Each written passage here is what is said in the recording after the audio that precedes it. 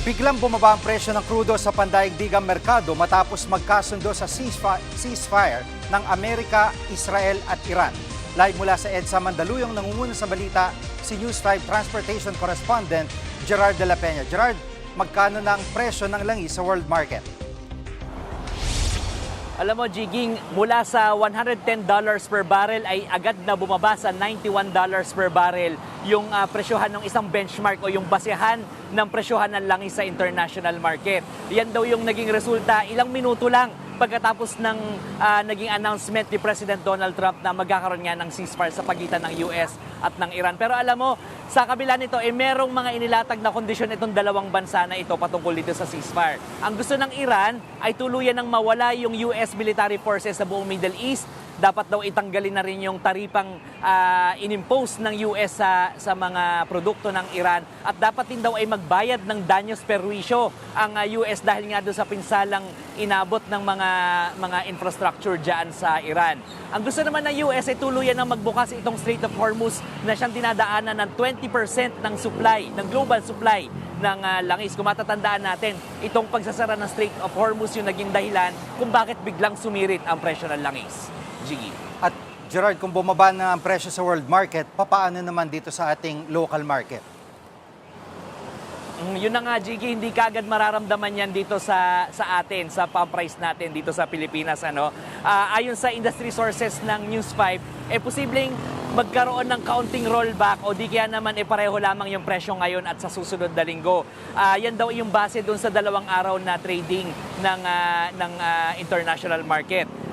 Pakinggan natin ang naging pahayag ni dating Energy Secretary Jose Rene Almendras.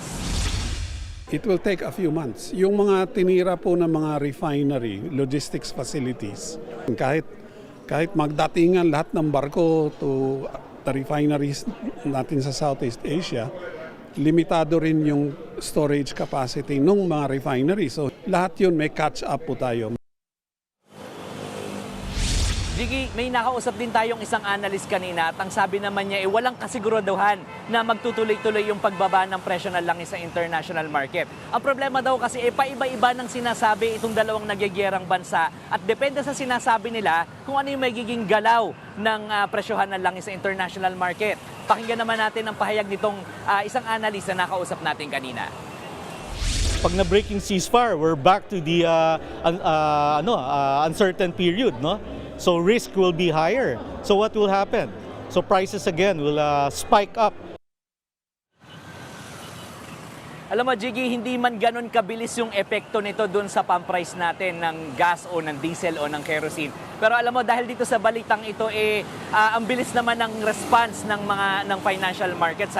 Yung Philippine Stock Exchange Index, parang bahagyang lumakas din ngayong araw. At ang palitan ng piso ng dolyar, ito yung medyo significant yung paggalaw ngayong araw na ito, Jiggy.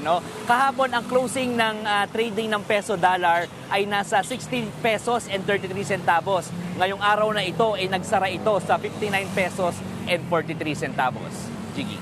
At Gerard, may balita na ba kung gagamitin pa yung emergency powers ng Pangulo para tapyasan itong excise tax? Alam mo, Jiggy, nagkaroon ng meeting yung Development Budget Coordinating Committee o DBCC tungkol nga dito. Ito yung grupo ng mga cabinet secretaries na magbibigay ng rekomendasyon kay Pangulong Bongbong Marcos kung ano nga ba dapat gawin dito.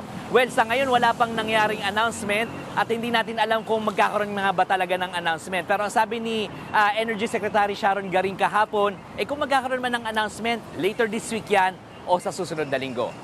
Yan muna ang latest. Balik sa'yo, Jiggy. Yan ang ulat ni Gerard de la Peña live mula sa EDSA Mandaluyong. Mga kapatid, Jiggy Manikad po. Pagdating sa mahalagang balita sa loob at labas ng bansa, dapat una sa lahat, mag-follow at mag-subscribe na sa social media pages ng News 5.